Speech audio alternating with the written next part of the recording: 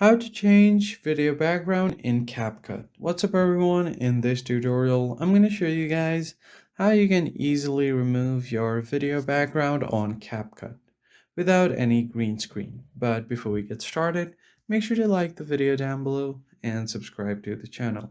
Now let's jump right in. First thing first, open up your CapCut and create a new project.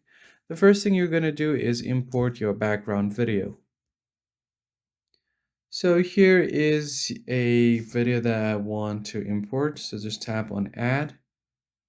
Now what you're going to do is create an overlay to import your image or your subject to this background. Tap on overlay and then add your overlay. So now I'm just going to add this one right here. And once you add your overlay, make sure that this fits on the screen. So just make sure that it fits on the first video.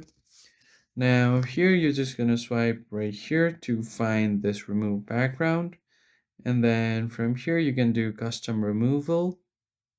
So you can use a brush to brush out your background removal. You can also use the chroma key to pick a background color that you want to remove, something like this. And once you're satisfied with your result, you can just tap on done.